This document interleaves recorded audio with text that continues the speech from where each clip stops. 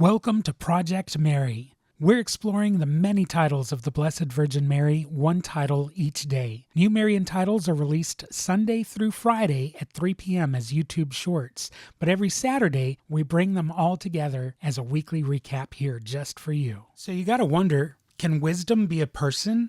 One ancient Marian title is Seat of Wisdom.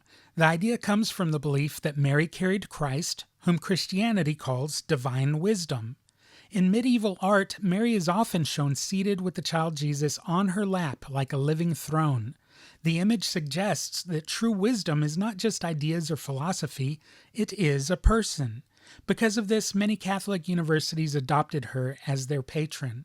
Learning, they believed, should ultimately lead to truth, and of course, truth leads to Christ. So can a statue really weep? In the 1970s, at a convent in Akita, Japan, a wooden statue of Mary reportedly shed tears and delivered messages calling people to prayer and repentance. The local bishop later gave approval for devotion to the events. The story spread quietly across the world, especially because the statue was said to have wept many times over several years. Unlike some apparitions filled with dramatic visions, Akita feels quiet and reflective, focused on prayer, sacrifice, and faithfulness.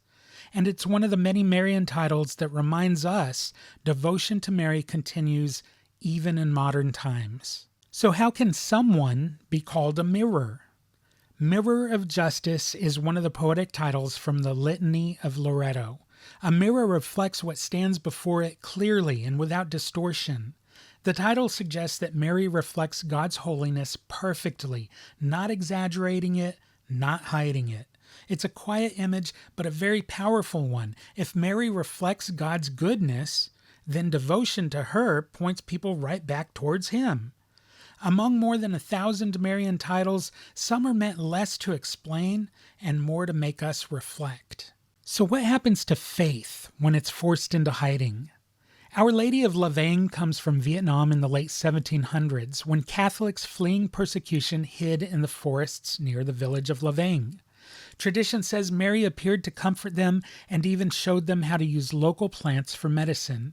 That small detail, caring for their physical suffering, made the story deeply personal for the people hiding there. Over time, La Vang became one of the most beloved Marian devotions in Vietnam and among Vietnamese Catholics all around the world.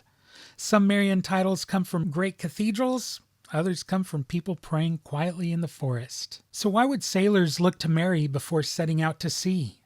For centuries, she has been called Star of the Sea, Stella Maris in Latin.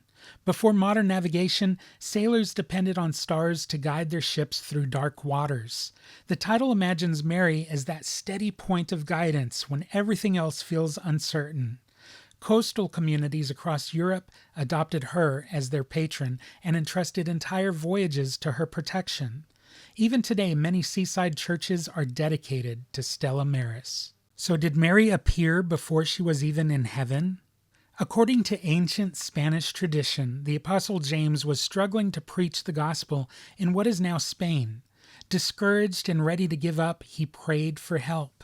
One night, the Virgin Mary appeared to him standing on a marble pillar, surrounded by angels.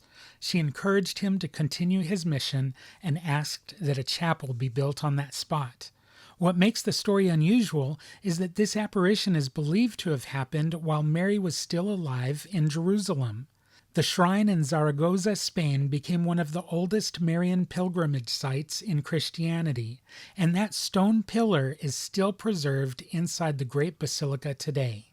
Thank you for joining me on Project Mary. New Marian titles posted Sunday through Friday at 3 p.m. with a weekly recap every Saturday at 3. On iACT, you'll also find church tours, rosaries, liturgical music, and much more. Please subscribe, share, and leave a comment. God bless.